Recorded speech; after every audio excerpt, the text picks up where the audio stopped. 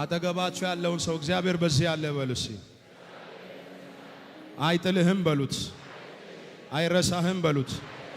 እግዚአብሔር እንደ ሰው አይደለም በሉት። ዛሬ በሉ ጮክ ብላችሁ ሰፈርህ ይቀየራል። ስፍራህ ይቀየራል። የሆነ ነገር ውስጥ ትገባለህ። ያመነ ሰው ጮሆ አሜን ይበለኝ። አጠገባችሁ ያለውን ሰው ተዘጋጅተሃል ዛሬ በሉ። ርቀ ልትሄድ ነው በሉ። ሄደ በማታውቀው መንገድ ልትሄድ ነው በሉ። ዛሬ ከዚህ ወደ ሰፈር ስንመለስ ብዙ ጓደኞቻችን ይረሱናል። አራጃችሁ ከፍ አድርጉና አሜን። እስቲ አጠገባችሁ ያለው ሰው ይረሱኛል በሎ በሎ በሎ ናቲዬ በሎ በሎ በሎ። መጽሐፍ ሲናገር ዮሴፍን ከ10 ዓመት በኋላ ረሃቡ ሲጠናባቸው ወደ ግብፅ ሲወርዱ ንጉሥ ሆኖ እህል ሊጠይቁና ሊለምኑ ወንድሞቹ ሲወርዱ ረሱት ይላል። እሱ ግን አወቃቸው ወይም አስታዋሳቸው ይላል። እነሱ ግን ረሱት ይላል። አውቆ ዮሴፍ እንደረሱ ስላወቀ እናንተ የማን ልጆች ናችሁ? ከየት ወገን ነው የመጣችሁት ብሎ ጠየቃቸው ይላል። የሚገርማችሁ ነገር ዮሴፍ ትላንትና በማይሆን ብር የተሸጠ እንደ ውዳቄ የተጣለ እንደ አሽከር የተወረወረ ተሽቀንጥሮ የተጣለ ሰው ነበር። ጊዜና ሰዓት ሲደርስ ትላንትና የሸጡት፣ ትላንትና ጉድጓድ የጣሉት፣ ትላንትና የገፈተሩት ወንድሞቹ ረሱት። እንዴት ጠቅላይ ሚኒስትር ይሆናል ብሎ አልጠበቁትም፣ አልገመቱም፣ አላሰቡም። ወንድማችን እዛ ቦታ ላይ ይደርሳል ብሎ አላሰቡም ነበር ይላል። የሚገርማችሁ ነገር ዛሬ እንደ እግዚአብሔር ነቢይ አንድ ጸሎት እጸልይላችኋል። ሰፈር፣ ከተማ፣ ጓደኛ፣ ጎረቤት፣ ዘመድ፣ የቅርብ የሩቅ በጌታ በኢየሱስም የሚረሳችሁ ቅባት ላያችሁ ላይ ይምጣ። ከጎናችሁ ያለውን ሰው እግዚአብሔር ያስረሳል በሉ። ይሄ የድግግሞሽ ህይወት ያስጠላው ሰው አለ እዚህ ቤት? እስቲ ህይወት ድግግሞሽ የሆነበት የደበረው ሰው የሰለቸው ሰው እጁን ያሳየኝ። እስቲ አንድ ሰው ጮሆ ዛሬ የኔን ነገር እግዚአብሔር ይቀይራል በሉ። መጽሐፍ የያዛችሁ ሰዎች ኢያሱ መጽሐፍ ምዕራፍ 3ን አውጡልኝ። ሰው የተባለ ሰው ከኔ ጭምር በህይወቱ ላይ አዲስ ነገር ይፈልጋል። እውነት ውሸት? አዲስ ነገር ይፈልጋል። በህይወቱ ላይ አዲስ፣ በትዳርሽ ላይ አዲስ ነገር ትፈልጊያለሽ። በስራሽ ላይ አዲስ ነገር፣ እንደዚሁ ደግሞ በአገልግሎት ላይ አዲስ ነገር እንፈልጋል። እግዚአብሔር ባይ ኔቸር ደግሞ በየሰከንዱ በየማይክሮ ሰከንዱ በየማለዳው ምን አይነት አምላክ ነው? አዲስ አምላክ ነው። ሰቆቃ ኤርምያስ ሲናገር ትዝ ይላችኋል። ያልጠፋ ነው ከእግዚአብሔር ምሕረት የተነሳ ነው ርኅራኄው ማልቅም ማለዳ ማለዳ ታማኝነቱም። ስለዚህ እግዚአብሔር ምን አይነት አምላክ ነው ካልከኝ አዲስ አምላክ ነው። ስለዚህ እዚህ ቤት ውስጥ ያላችሁ በቤታችሁና በህይወታችሁ ውስጥ እግዚአብሔር ዛሬ አዲስ ነገር ያደርጋል። እስቲ ቁጥር 1 ላይ እናንብብ። ምን ይላል? ኢያሱም ማልዶ ምን አለ? ተነሳ። ሲያጠገብ ያለውን ሰው ማልደ ትነሳለህ በሉ። ድገሙ አንዴ። ባይዘወይ በአዲስ መንገድ ውስጥ የሚገባ ሰው፣ በአዲስ አሰራር ውስጥ የሚገባ ሰው፣ የነቃ ሰው፣ ማለዳውን ደግሞ ለእግዚአብሔር የሰጠ ሰው። አቤት እውነት ውሸት? በአዲስ መንገድ ከመሄዳቸው በፊት ኢያሱ ማልዶ ምን አለ ይላል? ተነሳ ይላል። ዛሬ ማልዶ የሚነሳ ሰው የሆነ ነገር ውስጥ ይገባል። እሺ አቤ አንብብልን እስቲ። እሺ ኢያሱም ማልዶ ተነሳ፣ እሺ እርሱና የእስራኤል ልጆች ሁሉ ከሰጢም ተነስተው ወደ ዮርዳኖስ መጡ። እሺ ሳይሻገሩም በዚያ አደሩ። ሳይሻገሩ ከ3 ቀን በኋላ አለቆች በሰፈር መካከል አለፉ። ሕዝቡንም የአምላካቸውን የእግዚአብሔርን ቃል ኪዳን ታቦትና ሌዋውያን ካህናት ተሸክመው ባያችሁ ጊዜ ከሰፈራችሁ ተነስታችሁ ተከተሉት። በእናንተና በታቦቱ መካከል ያለው ርቀት በስፍር 2000 ክንድ ያህል ይሆናል። በዚህ መንገድ በፊት አልሄዳችሁበትምና። ይበቃል። ድገሙ እሱን ቃል። በዚህ መንገድ በፊት አልሄዳችሁበትምና። እኔ ላንብበው።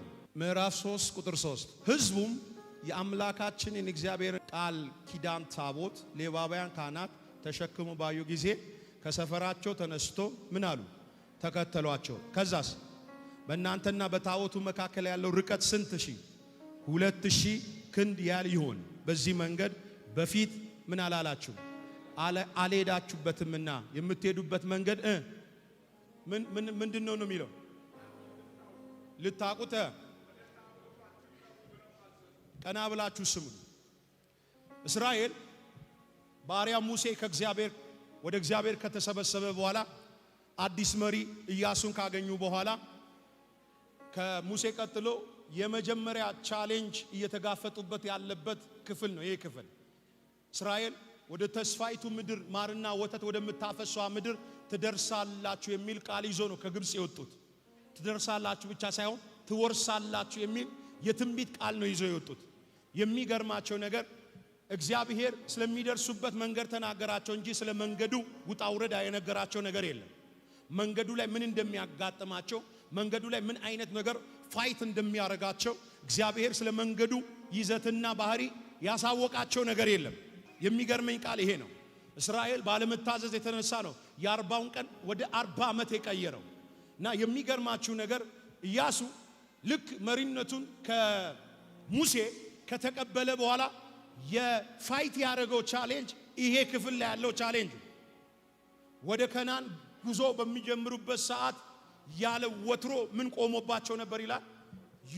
ዮርዳኖስ ሞልቶ ነበር ይላል። ያለ መከር ወራት ሞልቶ ነበር። በጣም አደገኛ ታይም ነው። ህዝቡም ገና አክሰፕት ያደረገው ሰዓት አይደለም። መሪውን አይሁን የተቀበለው ሰዓት አይደለም። እግዚአብሔር ከኢያሱ ጋር ይኑር አይኑር ገና ማንም ያረጋገጠ ሰው አልነበረም። አደገኛ ታይም ወይም አደገኛ ሰዓት ላይ ኢያሱን እግዚአብሔር መጣና እንደዚህ አለ። እግዚአብሔር እንደዚህ አለ። ከዚህ በፊት ሙሴ ያለ ሙሴ ሲመራቸው በነበረ ጊዜ ሄዶ እንኳን በማያውቁት አጠገባቸው ያለውን ሰው ሄዶ በማያውቁት ባሉስ ተዘጋጅታችኋል? ሄዳችሁ በማታውቁበት መንገድ ዛሬ መሄድ ትጀምራለህ። እዚህ ቤት ውስጥ ስሙን። እግዚአብሔር ማንም ከጎናችሁ ሳይኖር የተናገራችሁ ማንም ሳያጅባችሁ ማለዳ ላይ ስላወራችሁ ነገር ዛሬ ላስታውሳችሁ ፈልጋለሁ። በደንብ እንድትሰሙ ይፈልጋል። ምንም አይነት ወጀብ፣ ምንም አይነት መከራ፣ ምንም አይነት ተግዳሮት ህይወታችሁ ውስጥ እንኳን ቢኖር እግዚአብሔር ወዳላችሁ ቦታ ትደርሳላችሁ። እስቲ አጠገብ ያለውን ሰው የጠራኝ እግዚአብሔር ያደርሰኛል በሉ። እጅሽ ከፍ አድርጊና እደርሳለሁ በለኝ። ከዚህ በፊት አለ በዚህ መንገድ አልሄዳችሁበትምና ምን ሁኑ እያለ ነው። ተዘጋጁ፣ ተዘጋጁ። ልትሄዱ ስለሆነ ምን በሉ? ተዘጋጁ። አጠገብ ያለውን ሰው ተዘጋጅ በለው። እስቲ አንድ ሰው እጁ ከፍ አድርጎ ተዘጋጅ፣ በር ሊከፈት ነው፣ ተዘጋጅ። ቪዛሽን ተቀብለሽ ዛሬ ልትወጪ ነው፣ ተዘጋጅ። ጌታ ምስክሬ ነው ምላችሁ ዛሬ ጸልያለሁ። ብዙዎቻችሁ በዘራችሁ ውስጥ ማንም ያልያዘውን የከፍታ ቁልፍ የምትይዙበት ቀን ነው ዛሬ። ትንቢት ነው፣ እውነቴን ነው የምነግርህ። በኔና ባንተ ዘር ማንም ወዳልወጣበት ወደ ሆነ ከፍታ የምትወጣበትን ቁልፍ ውሰድ። ልወረውር ነው በጌታ በኢየሱስም ይሁንልህ። አሜን በልና ውሰድ። እሺ ኦፎሌ 2-3 ደቂቃ ከጎናችሁ ያለውን ሰው ተዘጋጅ በሉት። ድገም ድገም ድገም። የመጨረሻ ገፋ ያረጋችሁ ርቀ ልትሄድ ነውና ተዘጋጅ በሉት። አልፈ ልትሄድ ነውና ተዘጋጅ። ጥሰ ልትወጣ ነውና ተዘጋጅ። ዛሬ ጸልያለሁ። ሰፈር ሊያስቀርህ የወጣ በኢየሱስ የሚመጣ እጅ ከፍ አድርግና ይመታ በላይ። ጥያቄ አለኝ። ንስር ዶሮ ሰፈር መዋል ይችላል? ለምን? ቦታው ስላልሆነ። ንስር በዶሮ ሰፈር መዋል አይችልም። ንስር የት ነው የሚውል? አበበ ተራራ ላይ ከፍታ ላይ 45,000 ጫማ ላይ። እየሰማኝ ነው? እግዚአብሔር የንስር ክንፍ ገጥሞልህ እንደ ዶሮ ሰፈር የሚያውል መንፈስ ይመታ። እጅ ከፍ አድርግና ይመታ በለኝ። ይሰራካል። አጠገብ ያለው ሰው ዘራፍ በለዋል። ጌታ ኢየሱስ ምስክሬ፣ ብዙዎቻችሁ በአይናችሁ ከተሰወረ ገደብ እግዚአብሔር ሰብሮ ሲያሳልፋችሁ አያለሁ። ቆይ እሺ ጃና ማሳካብ የሆነ ሰው ዛሬ ሰፈር ይቀይራል። ኩሊስ አኒ ሰፈር ቀይራለሁ በለው። ስፍራዬን ቀይራለሁ በለው። የድህነት ሰፈር አይመጥነኝም። የኃጢአት ሰፈር አይመጥነኝም። የቡኩናምነት ሰፈር አይመጥነኝም። የጭንገፋ ሰፈር አይመጥነኝም። ሟርተኞች የሚሟርቱበት ብድግ በሉና ሰፈሬ ቀይሬያለሁ በለኝ። ስፍራዬ ተቀይሯል በለኝ። ኦፎሌ የሆነ ሰው ዛሬ አራግፎ ላይ ግግሽ ላይ እኔ የሆነ ቃል መጥቶልኝ እኮ ነው። ጳውሎስ የተነገረው ሮም ነው። ባለፈው ነግሬያቸዋል። ሮም ነው። ሮም እንዳይደርስ በአውራቅስ እንዲቀር ሰይጣን ሌላ ፈተና መጣ። ፋይቱን አለፈ። ደሴቷ መላጣ የምትባል ደሴት ደረሰ ይላል። መጣ። ብርድ ስለነበረ ምን ይላል? እሳት ሲያሞቅ መጣና ምን አደረገው ይላል? ነደፈው ይላል አይደለ? ምን አደረጋት? አራግፎ ምን አደረገ ይላል? ጉዞውን ቀጠለ ይላል።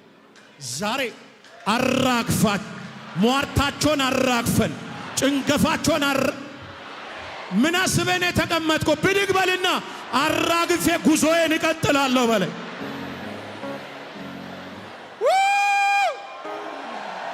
የሆነ ሰው እጁ ከፍ አድርጎ አራግፌ ጉዞዬን እቀጥላለሁ ይበለኝ። የማይመጥነኝን ጥዬ ጉዞዬን እቀጥላለሁ በለኝ። ያመነ ሰው ጮሆ አሜን ይበለኝ። ኦፎሌ ግድ የለም የሰው እጅ የሌለ መንገድ ተከፍቶልሃል። አዮ በሲዳማ ባህል አንድ መንገድ የጠፋበት ሰውን ሰፈር ሄዶ የሚሄድበት መንገድ ላይ እየሄደ እንዲህ እያለ ይጠይቃል። ትንዶጎ ፉሽታው እያለ ይጠይቃል። ልክ ነኛ? ትንዶጎ ፉሽታው ያ የሚጠይቀው ሰው መንገዱ ትክክል ከሆነ ምንድን ነው የሚለው? ኤ ፉሽታ አዎ ያወጣል ማለት ነው። ዛሬ አንድ ትንቢት ነግረሃለሁ። አትወጣም ብሎ የሟረቱብህ ሟርተኞች፣ ሰው አትሆንም ብሎ የተናገሩብህ ሟርተኞች በኢየሱስም እነሱ እያዩ በአዲስ መንገድ ትሄዳለህ። ልቀቅና አሜን በለኝ። በዚህ ሳምንት ታርጋ ሲቀየር እያየው ነው። ስፒዲው ሲቀየር እያየው ነው። ስብህ እየተቀየረ እያየው ነው። አንድ ሰው የኔን የሚል አሜን ይበለኝ። ኩሊስ በና በሲዳምኛ ማጋኑ ሃሮ ዶጎፋኒ ነው ሄይስ በአማርኛ እግዚአብሔር አዲስ መንገድ ከፍቶልሃል በሉት። በዚህ ሰባት ቀን ብዙ ሰው እየሳቀ ይመለሳል። እየሳቀ ይመለሳል። አንድ ሰው እጁ ከፍ አድርጎ አሜን ይበለኝ። አጠገባችሁ ያለው ሰው አዲስ መንገድ ተከፈተ በሉት። ተቀመጡልኝ። ይኸው ስሙ። እስካሁን ያላችሁት መንገድ ምን አይነት መንገድ እንደሆነ ታውቃላችሁ? ገጭ ያለበት፣ አንዳንዱ የኮብልስቶን መንገድ፣ አንዳንዱ የፒስታ መንገድ። ልክ ነኝ? ገጭ የበዛበት። ዛሬ ጸልይላለሁ። ሰፈር ላይ ያለ አህያ ዶሮ የሚልክ መንፈስ በናዝሬቱ ኢየሱስም የተመታ ይሁን። ልቀቅና አሜን በለኝ። በኢየሱስ ትተነብያላችሁ። የሆነ ሰው ሂዱና ጨብጡና እንዲበሉት መንገዴን አቅንቶልኛልና አታዘግይኝ በለው። ሲ በሉት አልዘገይም በለው። መንገዴ ተለቋል በለው። ከነገ ጧት ጀምሮ አዳዲስ ስልክ ይደወልልናል። በሩ ተለቆልሃል። መንገዱ ተለቆልሃል። ፋይናንሱ ተለቆልሃል። ቢዝነሱ ተለቆልሃል። ማን ነው ዘሎ የኔ ነው የምል? ወስጃለሁ።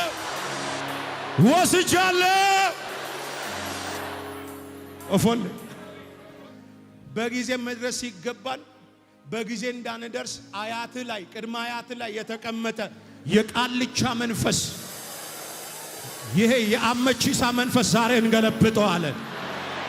የዘር መንፈስ ዛሬ ይመታል። እጅ ዘርጋና ይመታል በለኝ።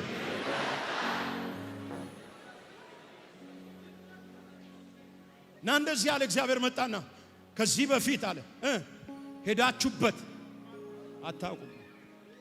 ጌታ ምስክሬ ነው። ነገ ሰኞ ነው። ነገ 18 ነው። ጥር 18 በዚህ ቲቪ የሚሰማኝ ካለ ይስማኝ። ጆሮ ያለው እግዚአብሔር አዲስ መንገድ ከፍቶልሃል። ንገሩት ከጎነ ያለውን አዲስ መንገድ ከፍቶልሃል በሉት። ኢየሱስ ማን ነው? ይኸው ስማኝ። ድህነት አጎታ አይደለም። በሽታ አጎታ አይደለም። ጭንገፋ ቤተሰብህ አይደለም። ዛሬ እዚህ ቤት አዲሱ አዳራሽ ውስጥ ቀብረህ ትወጣለህ።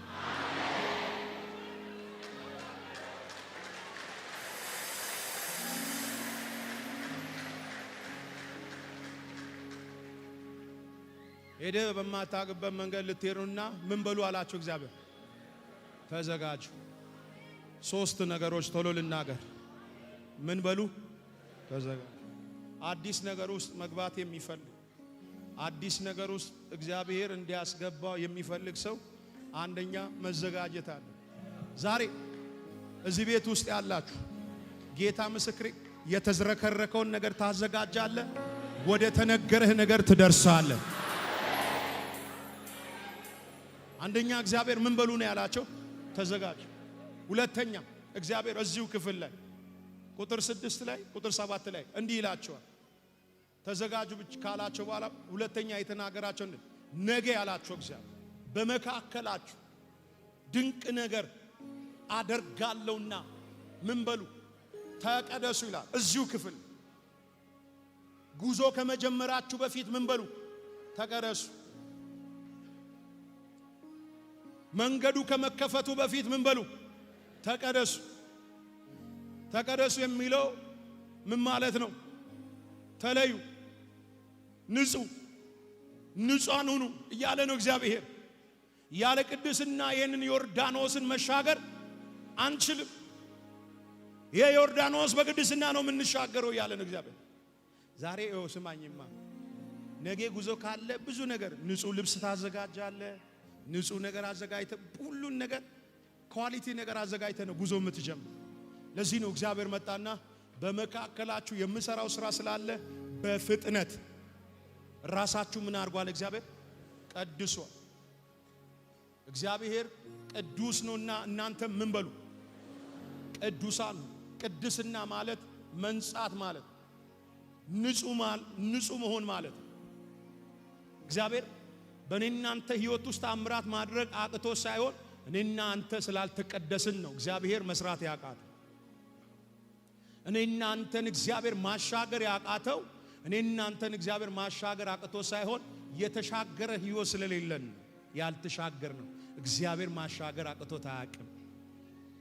ዮርዳኖስ ከመከፈሉ በፊት እግዚአብሔር ህዝቡን ምን አለ? ተቀደሱልኝ።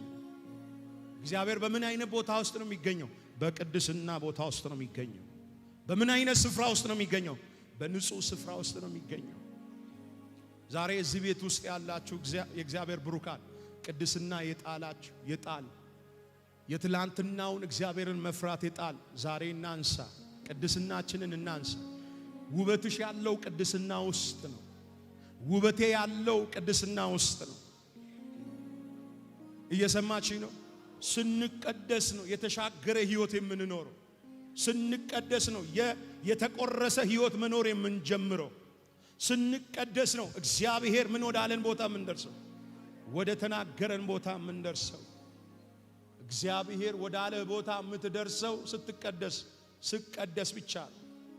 ዛሬ እዚህ ቤት ውስጥ ያላችሁ የአባቴ ብሩካን አለመቀደስ ዘመናዊነት የሆነበት ዘመን፣ መቀደስ ደግሞ ጅላንፎነት የሆነበት ዘመን ውስጥ ነው ያለን። ወንድሜ ህይወት የጋራ አይደለም የግል ነው። ሰምተሃል? ህይወት የማህበር አይደለም፣ ህይወት የግል ነው። ሰምተሃል? ዘመናዊነት መቀደስ እንጂ ያለ መቀደስ አይደለም። በንግግር መቀደስ፣ በማየት መቀደስ፣ በመስማት መቀደስ፣ በውሎ መቀደስ አለብን። የኔና የናንተ ውበትና ሞገስ ያለው ምን ውስጥ ነው? ቅድስና ውስጥ ነው ያለው። ቅድም ብሏቸዋል ጌታ ሃይዌ መንገድ ውስጥ እየሄዳችሁ የሚገቡ ዶሮዎችንና ፍየሎችን በጎችንና አህያዎችን እኔ እግዚአብሔር አወጣለሁ፣ ብቻ እናንተ ምን በሉልኝ? ተቀደሱልኝ። ስንቀደስ ነው ለካ የምናስፈራው። እስቲ በዚህ ሳምንት መመስከር የሚፈልግ ሰው እሺ፣ ደስ ይላል። አጨብጭቡ በዚህ እጃችሁ።